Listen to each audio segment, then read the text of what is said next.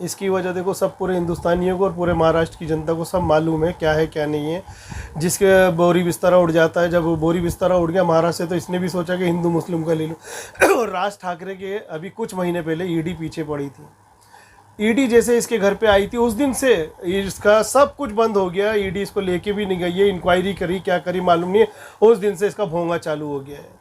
तो ये भोंगा तो आज ऐसा हो गया है, अगर किसी को अभी उसकी पूरी राजनीति ज़ीरो हो चुकी है। ज़ीरो कैसे हो चुकी है? हर चीज़ में जब भी ये कोई आवाज़ उठाता है, कोई भी मुद्दा उठाता है, उस चीज़ का पैसा लेता है और बैठ जाता है। आपने देखा होगा टोल नाकों पे बहुत सारे मुद्दे उठाए मराठियों के ऊपर। एक चीज़ सिर्फ इससे ये पूछो ने मराठियों के लिए किया क्या है आज तक। अगर ये मराठियों का मुद्दा उठाता है, टोल नाके पे इसने पूरे मराठी, मरता कौन है? जनता, और जो इनके भक्त होते वो मरते। आज जो पैसा उठाया गया टोल नाके पे से, जो सारा पैसा लिया गया, वो किसके काम आया? इसी का। और आज इसकी राजनीति हो चुकी ज़ीरो।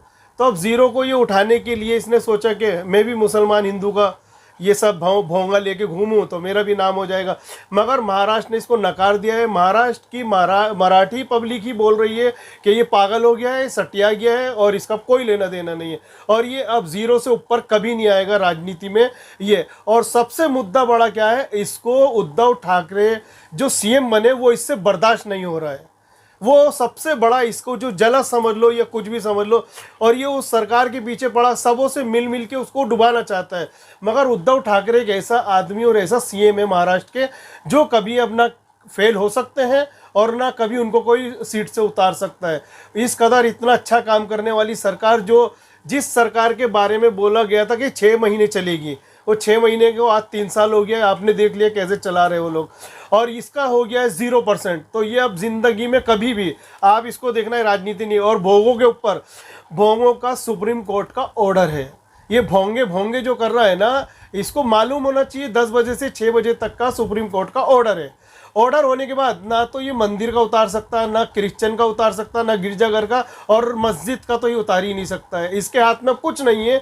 जब सुप्रीम कोर्ट ने ऑर्डर दिया है, उनकी गाइडलाइंस दी है कि ये गाइडलाइंस से अब चला, तो ये होता कौन है उतारने वाला? ये सिर्फ रोटी सेक रहा है आने वाले इलेक्शन के लिए कि मेरे कुछ जो सीटें थी सारी सीटें खत्म हो चुकी हैं, अब इसका है नहीं, ना तो इसकी सीट आती है, ना इसके पास जनता है, ना कोई। और ये जो पब्लिक दिखाते हैं वो आपको भी मालूम होगा, वो 200 रुपये में पब्लिक आती है। हर एक पर्सन को 200 रुपये देते हैं, ट्रक भर भर के आते हैं। वो सब पार्टियों का होता है, वो इसका अकेले का नहीं कि राज ठाकरे की पार्टी का है, वो सबकी पार्टी का होता है। वो 200 रुपये में जनता आती है, वो सबको मालूम है क्राउड कैसे जमा होता है। ये बच्चा जानता है, जनता पूरी जानती है। तो इसकी औकात नहीं है कि ये मस्जिदों के पीछे पड़ के भोंगे उतार सके। ये जो इसके अंधभक्त हैं वो जो करना चाहे कर ले, कुछ नहीं होने वाला है अब। और राजनीति जो अभी तो ऐसा हो गया, अगर आपको फेमस होना है, किसी एक अननोन पर्सन को उठाओ और हिंदू मुस्लिम को उसको मुद्दा दे दो, वो 2 दिन में एकदम ऐसा हीरो बन जाएगा कि आपको उसको किसी की पब्लिसिटी की ज़रूरत नहीं है। अभी नवनीत राणा को देख लो, क्या थे, कौन थे वो बोलती है मैं क्या, उसके जेल जाने से पहले का वीडियो आपने देखा होगा उसका, मैं फूल नहीं, फ्लावर नहीं, और ये हूँ और वो हूँ। और अब देखो हॉस्पिटल में पड़े हैं। अपने मुंबई कमिश्नर के ऊपर उन्होंने आलोचना लगाया कि मेरे को खाने को नहीं दिया। कमिश्नर साहब ने उसका वीडियो डाल दिया, चाय पी रही है, नाश्ता खा रही है, बिस्किट खा रही है। ये गंदे लोग हैं और ये झूठे लोग हैं, इनसे कुछ होने वाला नहीं, और ना अभी किसी का कुछ कर सकते हैं। भारतीय जनता पार्टी का काम एक ऐसा काम हो चुका है, वो आपको सीधा फ़ोन करेगी, मेरा काम करना है नहीं करना है। अगर आपने ना बोला तो ईडी आपके घर पे पहुंच जाएगी। तो अब आप खुद समझ जाओ कि ईडी का काम, ईडी ने अपना बीजेपी का काम करा, और बीजेपी का काम अब ये भोंगा लेके कर रहा है। पहले अवेसी करता था, अवेसी को छोड़ के महाराष्ट्र में अवेसी का कुछ होता नहीं है, वो यूपी के लिए रखा है उन्होंने, अब महाराष्ट्र के लिए इसको रखा है। तो ये महाराष्ट्र का ओवैसी बना हुआ है अभी। तो ये भोंगा लेके बज रहा है और कुछ नहीं उखड़ रहा है उससे, और ना उखड़ेगा। और एक चीज़ इस्लाम में, इसको ये बता दो कि इस्लाम का है, और इस्लाम में सबसे पहले ये सिखाया जाता है कि अपने देश से वफादारी करना हमारे खून के अंदर और हमारे इस्लाम के अंदर सिखाया जाता है। अगर 12 साल का बच्चा है और देश के ऊपर कोई आँच आ जाती है, तो माँ को फ़र्ज़ बनता है 12 साल के बच्चे को लड़ने के लिए भेजने के लिए। तो वो इस्लाम होता है। और इस्लाम में एक वर्ड और आता है, जुल्म करना भी जुल्म है, तो जुल्म बर्दाश्त नहीं होता है। तो मुसलमानों को मेरा राज ठाकरे से एक ही बोलना है, अपनी औकात में रहे। बीजेपी पगला गई है एकदम, झूठ के ऊपर तो सरकार टिकी हुई हो आपको। मगर जो महाराष्ट्र पूरे हिंदुस्तान में सबसे ज़्यादा रेवेन्यू जो जाता है महाराष्ट्र से जाता है, और बीजेपी को यही छूट गई है ये सरकार। और ये सरकार ऐसी बनी थी, नामुमकिन था जब बनना, राष्ट्रवादी कांग्रेस और शिवसेना, ये कोई पॉसिबल नहीं था। इतने सालों से गठबंधन होने के बाद सरकार को तोड़ के ये बना दिया गया, तो ये पगला गए एकदम कि ये अब हो क्या गया, अब कैसे इसको वापस लाया जाए।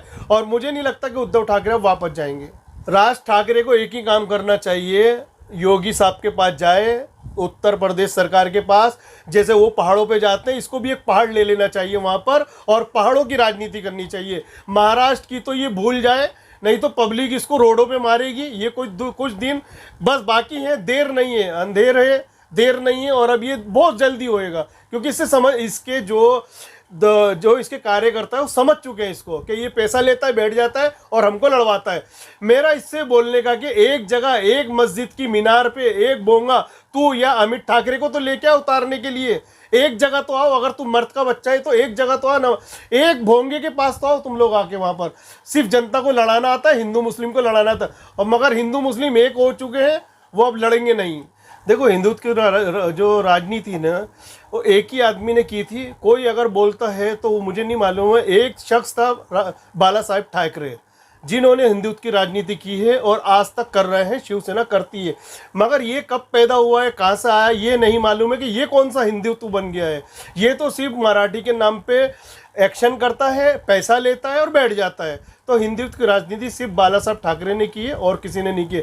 और यूपी आज ये अयोध्या जा रहा है, किस मुंह से जा रहा है? और अगर जो जा रहा है, मैं बोलता हूँ यूपी की पब्लिक जो यहाँ पर उत्तर भारतीयों को इन्होंने कुत्ते की तरह मारा था, अगर आज वो इसको अंदर आने देती है तो उनसे बड़ा नामर्द कोई नहीं है कि अगर ये अयोध्या चला जाए।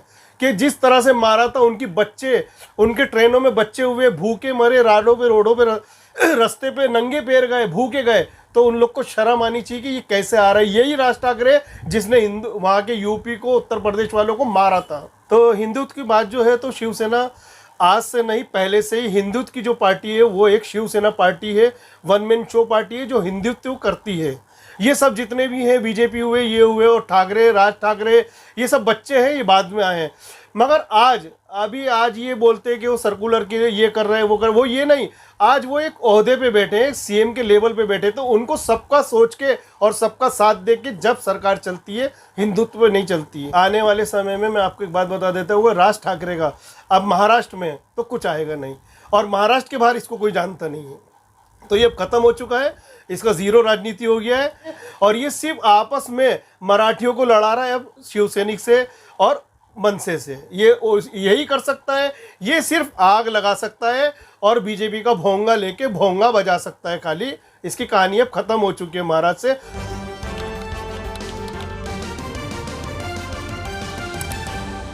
आपकी आवाज